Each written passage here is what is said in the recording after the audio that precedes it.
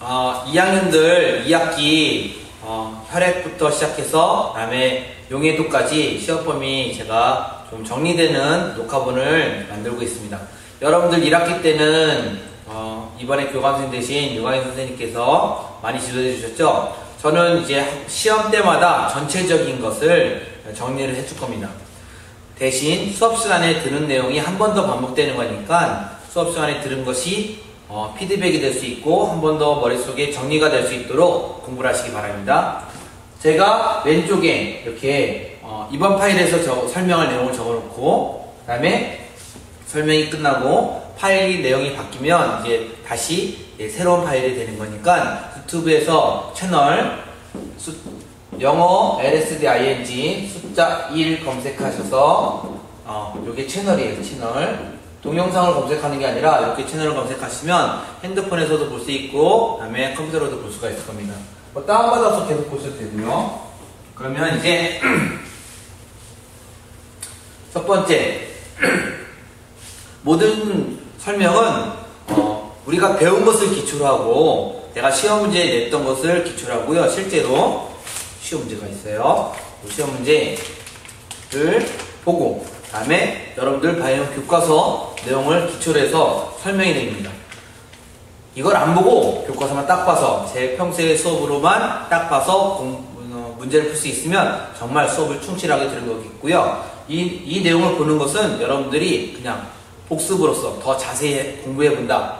한 번 더 내가 기억을 해본다 라는 의미로 봤으면 좋겠습니다. 첫 번째는 혈액입니다. 여러분들이 혈액 관찰부터 해봤을 거예요. 제가 딱 들어와서 여러분들 손 따고 다음에 피를 이제 슬라이드 글라스 위에 올려놓고 그 다음에 다시 김사액으로 염색을 하고 그 다음에 피를 또 모아서 원심 분리기로 돌려서 혈장, 혈구로 나눠진 것도 실험을 해봤죠. 어떻게 했는지 먼저 보면 1번 혈액 관찰. 첫 번째는 체혈을 했어요. 체혈이 당연히 이렇게 딱 손을 땄죠. 그럼 피가 나왔죠. 체혈을 하면 두 번째는 슬라이드 글라스, 다른 말로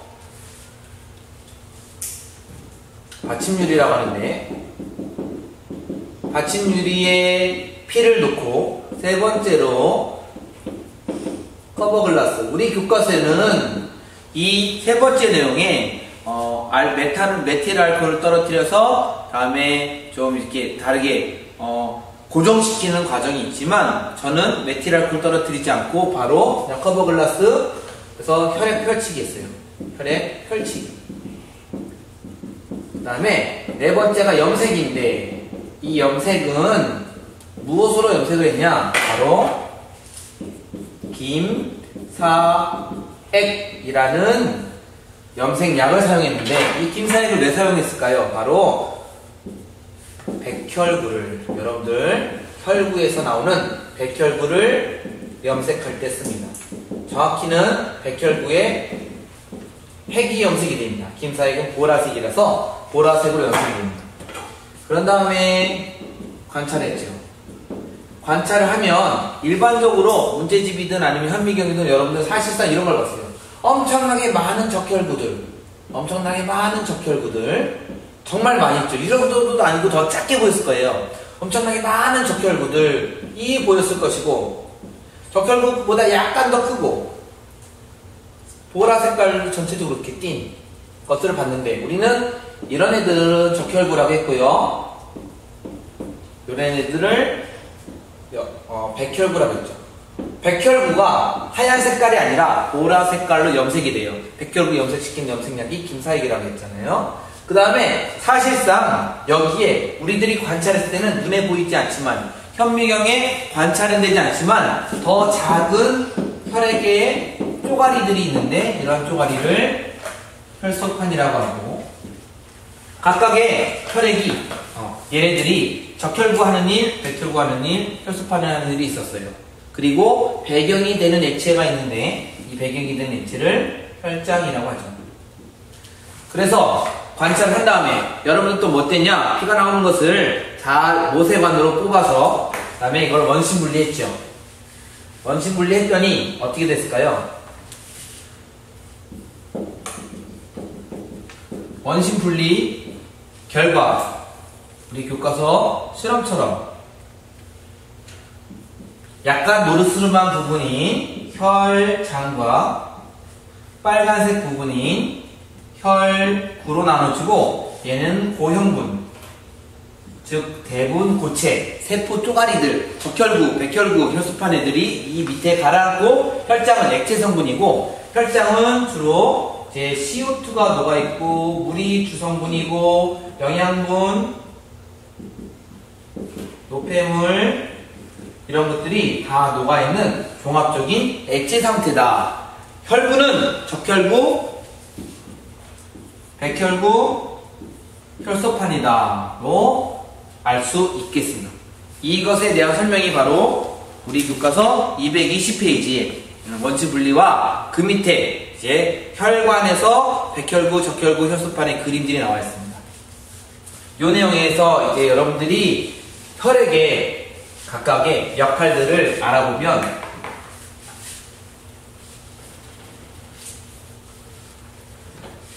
먼저 혈장이 있죠. 혈장은 액체 성분이다. 물이 주성분이다. 영양소가 녹아있다. 노폐물도 녹아있다. 나중에 배우는 CO2, 즉 이산화탄소를 운반하는 것도 혈장이에요. 혈장은 대부분 이산화탄소를 운반해요. 그래서 얘네가 여기에 녹아서 이동한 형태입니다. 그리고 기타 여러가지 무기물이나 필요한 물질을 액체에 포함시켜서, 즉 녹여서 이동시키는 것이 혈장입니다. 그리고 혈구가 있었지요. 혈구는 세 가지가 있는데 적혈구가 있습니다. 적혈구는 가장 많고요. 많은 붉은 색깔입니다. 이유는 헤모글로빈 때문입니다. 이 헤모글로빈, 붉은 색깔 헤모글로빈의 이유는요, 바로 Fe 성분, 철이죠. 이 성분이 O2, 산소와 결합을 해서 흡사, 녹쓰는 것과 비슷하게 붉은 색깔로 돼서 산소를 운반합니다. 이거를 운반하기 때문에 적혈구의 가장 큰 역할은 바로 산소 운반입니다. 이것이 적혈구. 그 다음에 여러분들은 백혈구도 공부했는데 백혈구는 적혈구보다 수가 현저히 적고요. 김사액, 아까 전에 혈액 관찰할 때 빨간색 글씨를 썼던 김사액으로 염색을 하고요. 얘는 우리들 몸에 들어오는 여러 나쁜 세균들을 식균 작용으로 세균을 먹어버리고 혹은 그 나쁜 세균을 처치해서 우리 몸을 병으로부터 질병을 예방하는 역할을 합니다. 사실 백혈구의 종류가 엄청나게 많고요. 여러 가지 작용으로 질병을 예방합니다.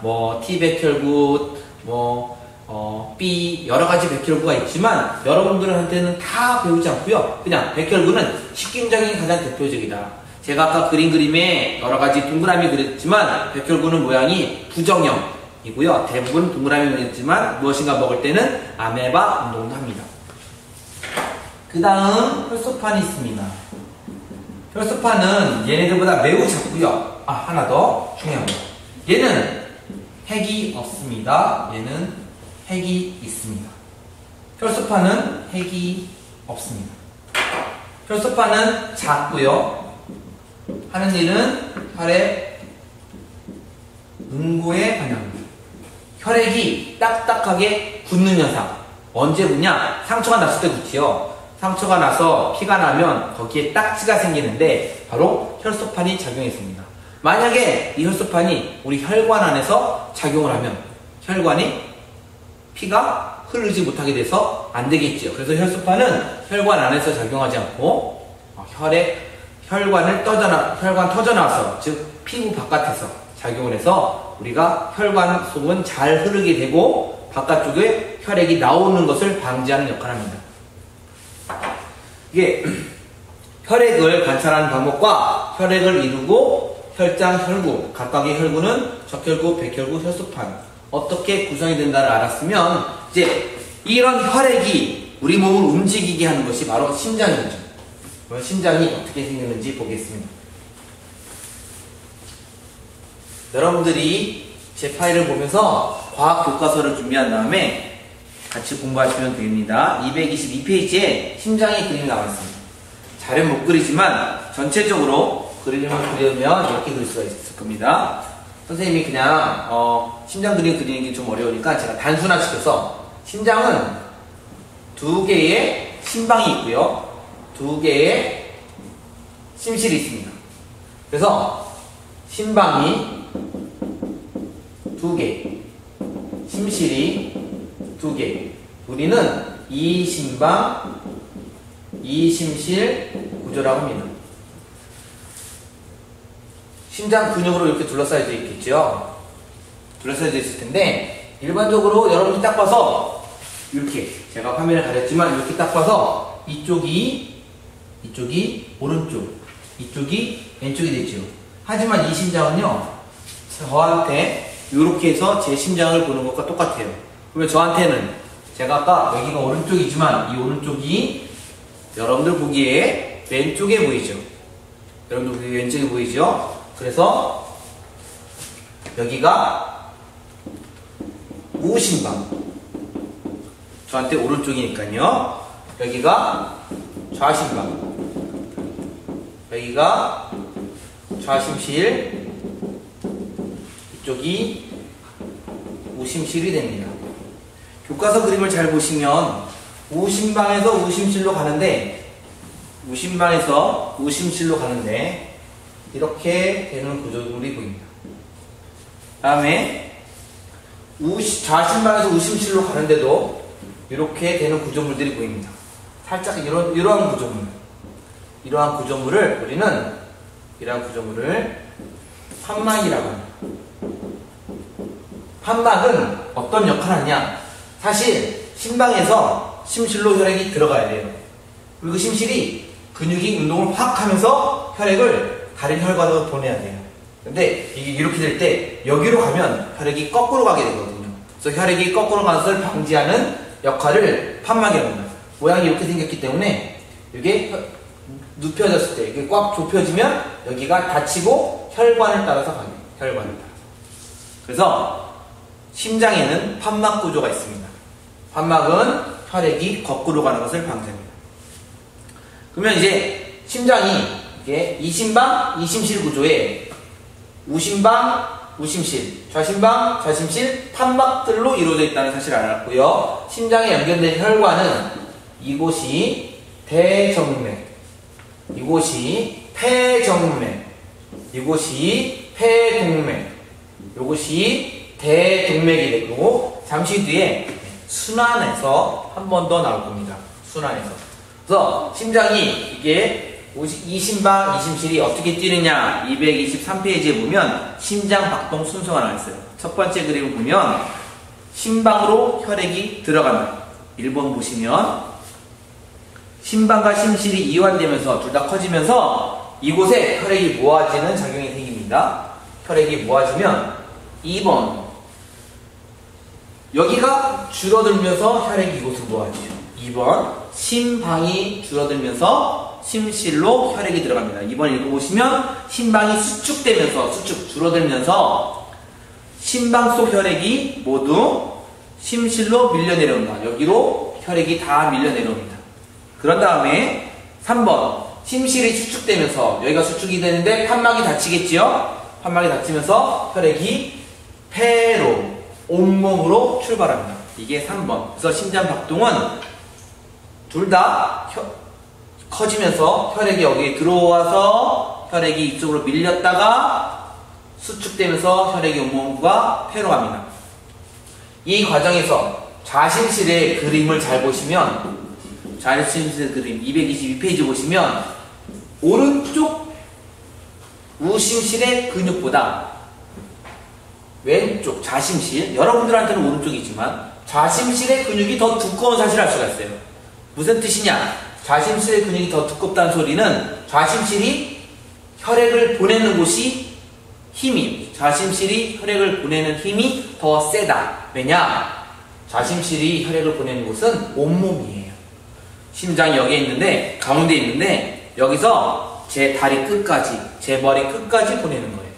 우심실은 역시 멀리 보내요. 양쪽 폐까지 보낼 거예요.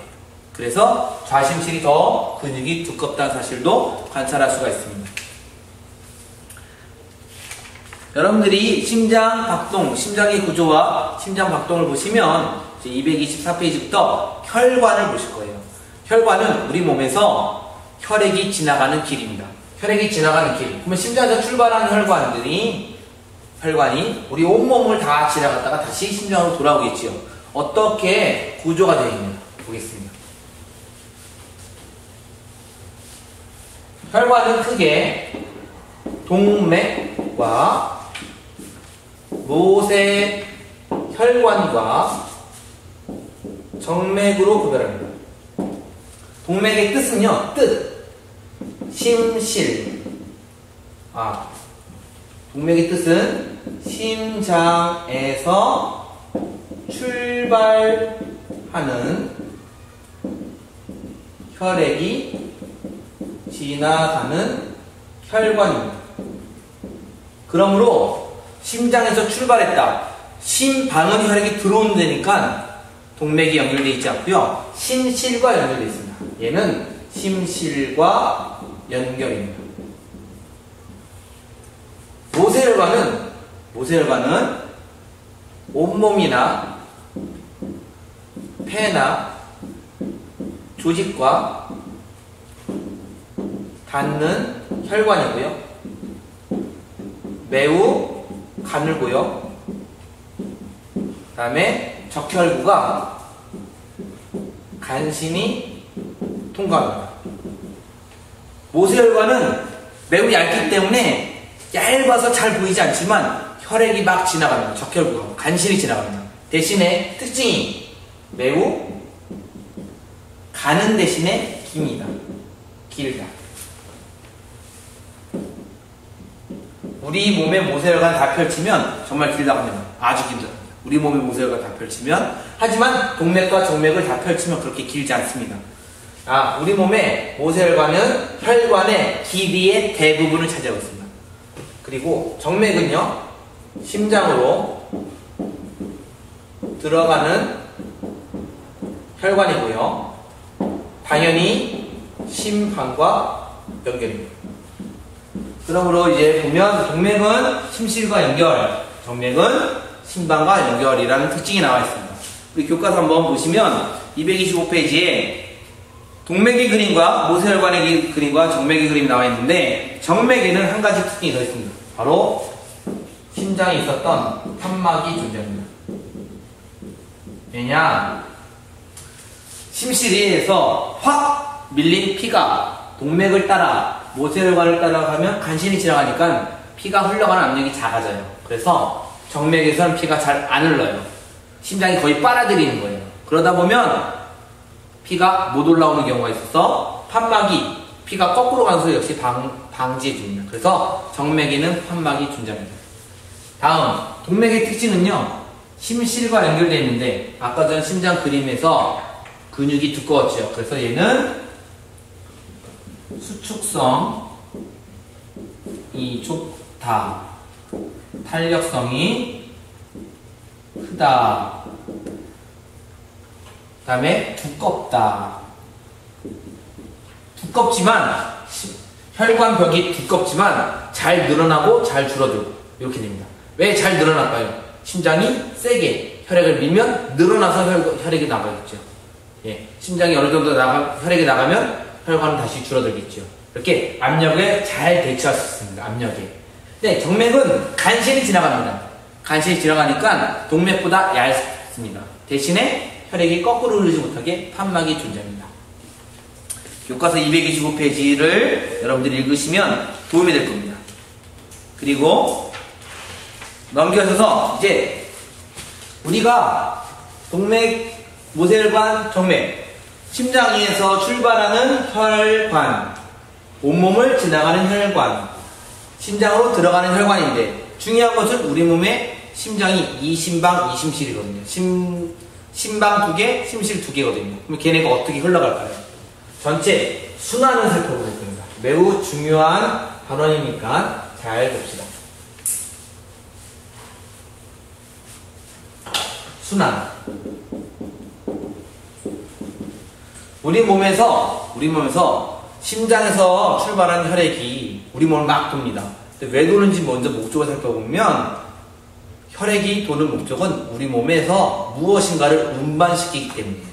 가장 크게 많이 운반해야 될 것은 산소고요. 두 번째는 영양소, 노폐물 등등을 운반해야 됩니다.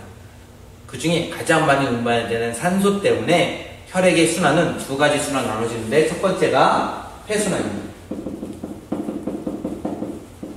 폐순환은 바로 O2를 운반시키는 순환입니다. 폐순환의 코스는요, 오심방에서 출발합니다. 죄송합니다. 오심방이 아니라 폐순환의 코스는 우심실에서 출발합니다. 우심실에서 심실과 연결된 폐로 가는 동맥으로 지나갑니다. 우심실에서 동맥으로 가죠. 심실에서 동맥인데 우심실은 폐동맥으로 갑니다. 그러면 결과적으로 폐의 모세혈관, 우리가 이미 시험 범위를 다 배웠기 때문에 설명을 하면 바로 폐포에 있는 혈관이겠죠. 폐포 주변에 모세혈관이 있다고 배웠습니다. 그러면 여기를 지나가면서 무슨 일이 일어날까요? 폐의 모세혈관, 폐포의 모세혈관에 가면 바로 주변에 산소가 많이 있으니까 산소를 혈관에 있는 혈액 속으로 산소가 들어가고 혈액 속에 있는 이산화탄소가 폐포 속으로 들어가겠죠. 기체 교환이 없어져요. 그리고 폐 모세혈관을 다 지나가면 이제 폐 정맥으로 가겠죠. 폐정맥으로 가서 좌심방에 도착합니다. 좌심방에 도착하는 요 순환이 바로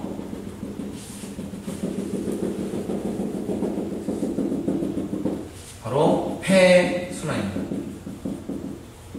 폐순환이 일어나는 것은 우심실 출발, 폐동맥, 폐모세혈관, 폐정맥, 좌심방입니다. 좌심방에서 다시 혈액은 좌심실로 가겠고요. 좌심실에서 대동맥으로 갑니다. 대동맥은 우리 온몸의 모세혈관을 지나가게 됩니다. 대동맥, 동맥, 온몸의 모세혈관 이런 순서인데 온몸의 모세혈관은 여러가지 몸에서 영양소를 흡수하기도 하고 우리 몸에 산소를 주기도 하고 노폐물을 걸르기도 하고 여러가지 작용을 이곳에서 다 일어납니다. 그런 다음에 여기에서 결론적으로 대정맥에 모이면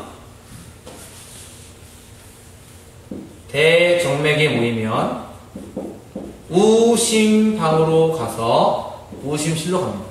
이렇게 될 때 요 코스를 온몸 순환이라고 합니다. 물론 여기에 대동맥 다음에 동맥이 있고요.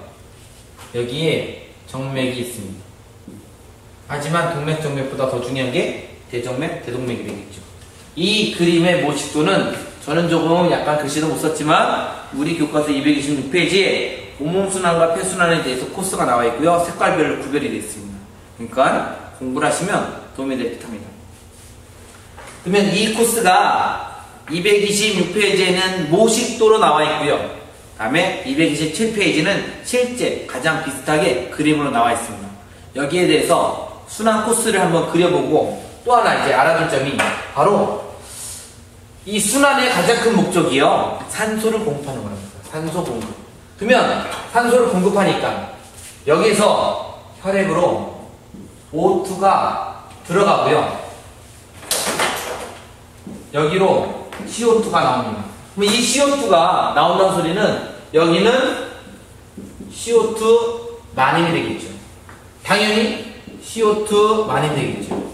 당연히 CO2 많이 되겠죠. 당연히 CO2 많이 되겠죠. 산소가 들어갔으니까 CO2 나왔으니까 CO2 적고 O2 많이 되겠죠. O2 많이 되겠죠. O2 많이 되겠죠. O2 많이 될 겁니다. 그리고 여기서 산소가 세포로 갑니다. O2가 세포로 이동합니다. 세포가 O2를 받고 세포에서 CO2가 혈관으로 들어가겠죠. 그래서 다시 혈관이 CO2가 많고 CO2 많고 CO2 많고 CO2 많고 여기서 CO2 공기중으로 나가. 이 반응이 되겠죠. 그러면 우리는 이미 다 배웠으니까 여기서는 CO2와 O2의 기체교환이 일어납니다. 우리는 이 기체교환을 뭐라 배웠냐? 외호흡이라고 배웠죠. 그리고 온몸의 모세혈관에서 일어나는 기체교환, 여기도 기체교환이 일어나는데 이 기체교환을 우리는 내호흡이라고 배웠죠.